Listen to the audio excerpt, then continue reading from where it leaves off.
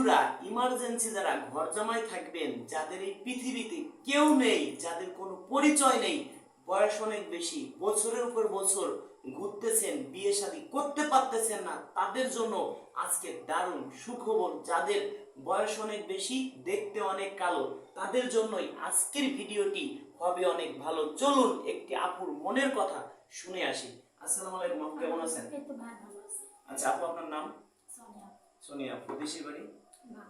ভাঙ্গা। আচ্ছা, আপনার বয়স? 30 বছর। আচ্ছা, 30 কি বেশি হবে না কম হবে? আচ্ছা, যাই হোক, 30 বছর। শিক্ষার যোগ্যতা? এসএসসি পরীক্ষা দেন নাই। আচ্ছা, আপনার ছেলে মেয়ে? আচ্ছা, আপনার বর কি হয়েছে একটু জানেন? সঠিক কথা বলবেন। 8 বছর আগে রোড অ্যাক্সিডেন্টে মারা যায়। আচ্ছা, এখন ধরেন আপনি এখন বাবার বাড়িতে আছেন? হ্যাঁ। বাবার বাড়িতে আছেন। এখন আপনি মানে কেমন বয়স্ক লোক বিয়ে করতে চান? যদি আপনার মতো বয়স্ক কাউকে বিয়ে করেন, আপনাকে কয়দিন করে শেষ দিতে পারে, ছুড়ে ফেলে দিতে পারে। যদি একটু ধরেন আপনার থেকে 10-15 বছরের বড় কাউকে বিয়ে করেন, সে ভাববে আল্লাহ এরকম বউ চলে গেলে এরকম বউ পাবো না। ঠিক আছে? আপনার যেটা মনের কথা, যেহেতু আপনি মুসলিম, ঠিক না, মুসলিম পরিবারে জন্ম হয়েছে, মিথ্যা কথা বলা যাবে না, মনের ভিতরে কিছু রাখা যাবে না, মুখের কথা না, মনের কথা, অন্তরের কথা বলতে হবে। আমার কথা বুঝতে পারছেন? আপনার কিন্তু ভিডিও হয়েছে, এটা কিন্তু ইউটিউবে ফেসবুকে যাবে, সমস্যা আছে? না, কোনো সমস্যা নাই। আচ্ছা, ঠিক আছে। এখন আপনি মানে কিরকম বয়স হলে বিয়ে করবেন? কেমন বয়স হলো? 70-80 এরকম হলে বিয়ে করবেন? না না না, 70-80। আচ্ছা, তাহলে কেমন? আমি নিজের মুখে শুনতে চাই।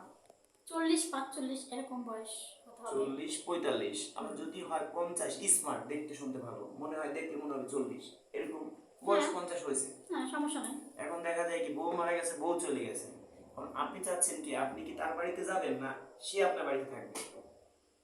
না, আমি তার বাড়িতে যাব না, সে আমার বাসায় থাকবে। কারণ আমার একটা বাচ্চা আছে, আর আমি যাকে বিয়ে করব তার যদি বাচ্চা থাকে সেটা আমি মেনে নেব, কিন্তু আমি চাই সে আমার বাসায় থাকুক। আপনার বাড়িতে। এখন একটা কথা বলি, কষ্ট পাবেন না, কোনো আপু কষ্ট পাবেন না, কথাটা একদম বাস্তব কথা বলি। এই যে আপনারা ঘর জামাই রাখতে চান, এখন যে আপু আমাদের কাছে আসে, সবাই বলে ভাই আমাকে বিয়ে শাদী করব, আমার বাড়িতে থাকবে। এখন আপনি যদি বাড়িতে একটা বাজার সদাই করার জন্য একজন লোক রাখেন, আপনার সর্বনিম্ন তাকে প্রতি মাসে 10,000 টাকা বেতন দিতে হবে, সর্বনিম্ন। বছরে 1,20,000 টাকা, 10 বছরে 12 লক্ষ টাকা, 30 বছরে 36 লক্ষ টাকা দিতে হবে। অন্তত পক্ষে আপনি যাকে বিয়ে করবেন এই টাকাটা তো তাকে দেওয়া লাগবে না, তাহলে তো আপনাদের লাভ। এখন আপনি তাকে 2-4-5 বছর সংসার করার পরে যদি তাকে আপনি ছুঁড়ে ফেলে দেন, তাহলে সেটা কি হবে? না না, এটা কখনো এমন হবে না তাকে আমি ছুঁড়ে ফেলবো। কারণ মানুষের বিয়ে, জন্ম মৃত্যু, বিয়ে কিন্তু একবারই হয়। কিন্তু আমি চাইবো না যে তাকে আমি ছেড়ে দেবো, যেহেতু সে আমাকে বিয়ে করবে। আমি কখনোই চাইবো না আমি তাকে ছেড়ে দেবো। এখন যদি এমনটা হয় যে আপনাদের ভিতরে ভালো সম্পর্ক হয়েছে, যে আপনার সেই ছেলেটা, আপনার কথা কি যে আমার একটা বাচ্চা আছে, আপনার একটা বেবি আছে, বেবি ছেলে না মেয়ে? আমার ছেলে আছে। আচ্ছা, ছেলে। এখন ধরেন আপনার যুক্তি ঠিক আছে, যুক্তি যে আপনি যাকে বিয়ে শাদী করবেন আপনার বাড়িতে থাকবে, এমনটা হয় যদি যে সে তারও একটা দুটি বেবি আছে, আপনার মেনে নিতে হবে? অবশ্যই আমি মেনে নেব। এখন যদি এমনটা হয় যে ধরেন তার বাড়িতে আপনি থাকবেন, দেখা যায় তার অর্থ সম্পদ আছে, খাই পরে ভালো আছে, বউ মারা গেছে, বউ চলে গেছে, হইতেই পারে। তো এরকম হলে কেমন হয় যদি মানে আলোচনা সাপেক্ষে যদি হয়? দেখেন, যদি হয় আর কি আপনার মনের মতো যে আপনার বাড়িতে থাকলো, কিছুদিন সংসার করলো, তারপরে সে তার বাড়িতে আপনাকে নিয়ে যাবে। এমনটা যদি হয় তাহলে তো ভালোই। কারণ সে যদি চায় আমার ছেলেকে তার ছেলে হিসাবে মেনে নিতে, আবার আর তার ছেলে আমি তো অবশ্যই মেনে নেব। যদি এমনটা যদি হয় তাহলে আমার কোনো আপত্তি নেই। দর্শক বন্ধুরা, আপুর কথা আমি বুঝতে পারছি। আপুর কথা যে আমি যাকে বিয়ে করবো আমার বাড়িতে থাকতে হবে। কেন আপুর বাড়িতে থাকতে হবে? আপুর কথা যে আমার একটা বেবি আছে, বেবিটা যদি আমি অন্য কাউকে বিয়ে শাদী করে অন্যের বাড়িতে আমি যাই, তাহলে আমার বেবিটা হয়তো সেই ভাই মেনে নিতে পারবে না, সেই ক্ষেত্রে তার কাছে খারাপ লাগবে। যদি কোনো ভাই আপুর বেবিটা মেনে নিতে পারেন, আপুর কথা হোক একটু বয়স একটু বেশি, তবে হ্যাঁ, একদম যদি গরিব হয় তাহলে কিন্তু আপনার বাড়িতে আপনি যাইতে পারবেন না। আমার যেহেতু আমি আপনাকে বোন ডাকলাম, আমার তরফ থেকে বলছি, যদি একদম গরিব হন, কিছুই নাই আপনার, তাহলে আপনি কি করবেন? আপনি আপুর বাড়িতেই থাকবেন, আপনি ইনকাম করে খাওয়াবেন আপুকে। সোজা কথা, আপুর কিছুই নাই, আপনি আপুকে ইনকাম করে খাওয়াবেন। হয়তো আমার তরফ থেকে আমি একটা রিক্সা কিনে নিতে পারি ভারী জোর, আর একটা রিক্সাওয়ালাকে কি আপনি বিয়ে করবেন? না, এটা আচ্ছা, ঠিক আছে, মনের কথাটা শুনতে পারছি, এটাই মনের কথা। এখন যদি হয় যে কোনো রকম সে কিছু অর্থ সম্পদ আছে, আপনার এলাকায় এসে একটা দোকান করবে, একটা মুদির দোকান করলে প্রতিদিন 1,000 টাকা ইনকাম করা সম্ভব, তাহলে কেমন হয়? আপনার ঘরে একটা মুদির দোকান আছে, আপনি মানুষকে দেখাতে পারবেন, এটাও কেমন হয়? না, অনেক ভালো। তাই যদি কোনো ভাই থাকেন যে ধরেন 1,00,000 টাকা ক্যাশ আছে, আপুরা হয়তো কিছু দিল আর আমি কিছু দিয়ে দিলাম আমার পকেট থেকে, জান যদি আজকে আমার বোন হয়তো আমি তো দেখতাম, সেই হিসেবে আমি যতটুকু পারি আমার পকেট থেকে দেব। যদি কোনো ভাই থাকেন একটু শর্ট টাইমে যোগাযোগ করবেন। তবে এমন কিছু করব না আমরা যে আল্লাহ মরে যাওয়ার পরে আমাদের কথা বলুক যে আল্লাহ এই লোকটা মরে গেছে, আমরা অনেকটা বেঁচে গেছি। পৃথিবীতে আমরা সবাই যতদিন বাঁচবো, মানুষ যাতে মরার পরে বলে আল্লাহ এই লোকটা কত ভালো ছিল, কেউ না বলুক এই লোকটা মরে গেছে আমরা অনেকটা বেঁচে গেছি। তবে আপু একটা কথা বলি আপনাকে, ধরেন আপনি আমার মাধ্যমে বিয়ে শাদী করলেন, আমি 10 জনকে বিয়ে দিলাম, 2 জন খারাপ জায়গা পড়তে পারে, 8 জন ভালো জায়গা পড়তে পারে। 10টা বিয়ে করালে 2 জন খারাপ জায়গা পড়তেই পারে। ওই 8 জন বলবে কি ভালো করছে কি আল্লাহ, ওই 2 জন বলবে কি খারাপ করছে কি রাজু খান, আমাকে অভিশাপ দেবে। 2 জনের মধ্যে যদি আপনি একজন হন, আমাকে তো অভিশাপ দিবেন না? না ভাই, এটা কোনোদিনও না, কারণ এটা আমার ভাগ্যের পর নির্ভর করবে। আপনাকে কেন আমি অভিশাপ দেবো? আর আপনাকে আমি 3টে সত্য দিব, এটা কি মেনে নিতে পারবেন? হ্যাঁ, অবশ্যই মেনে নেব। 1 নম্বর সত্য, আপনার যে বর হবে, আপনার যে স্বামী হবে, তাকে মন প্রাণ দিয়ে ভালোবাসতে হবে, 1 নম্বর সত্য। পারবেন তো? হ্যাঁ, অবশ্যই। 2য় নম্বর সত্য, সরি 1 নম্বর সত্য 5 ওয়াক্ত নামাজ কালাম পড়তে হবে, এটা 1 নম্বর সত্য। 2য় নম্বর সত্য, আপনার যে স্বামী হবে তাকে মন প্রাণ দিয়ে ভালোবাসতে হবে, পারবেন?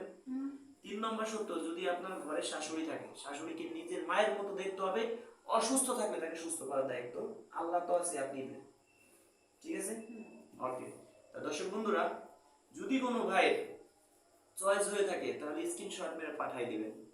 তবে হ্যাঁ, সেই ভাইও তো দেখতে শুনতে, একটা আপু আমার কাছে আসে রাজু ভাইয়ের কাছে যাবো ভালো একটা বর পাবো, একটা ভাই আমার কাছে আসে রাজু ভাইয়ের কাছে যাবো সুন্দর একটা বউ পাবো।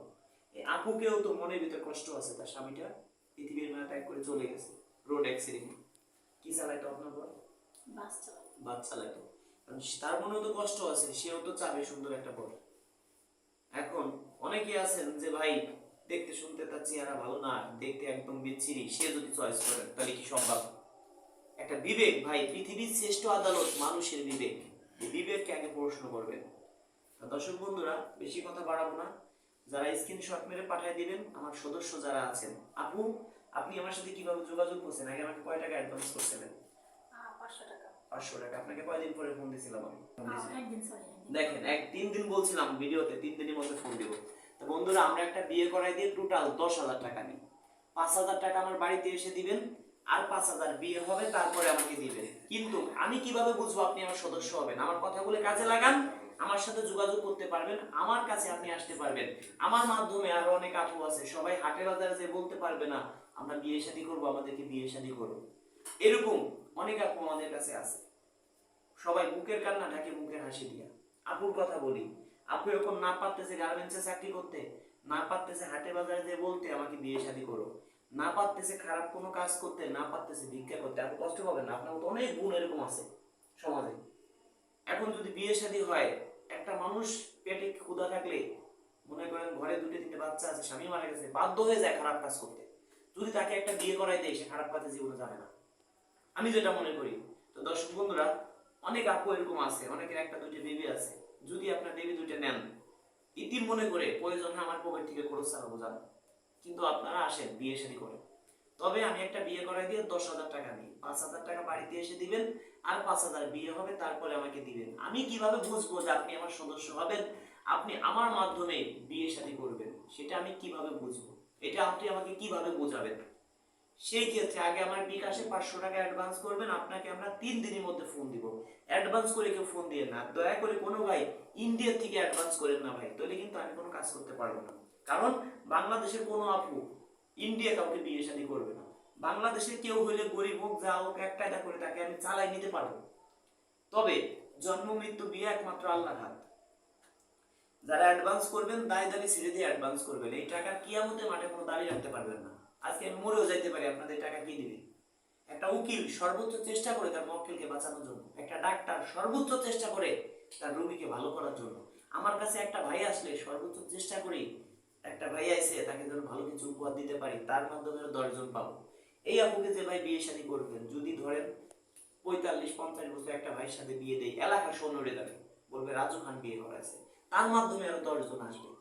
তো দর্শক বন্ধুরা, এই আপুর আবার আত্মীয় স্বজন দেখবে যে না ভালো ঘরে বিয়ে হয়েছে, রাজু খান ভালো একটা ঘরে বিয়ে করাইছে, ভালো একটা বর পাইছে, এই আপুর আত্মীয় স্বজনের ভিতরে এরকম অনেক পাত্রী আছে, তারাও আমার কাছে আসবে, এইভাবেই ছড়াচ্ছে।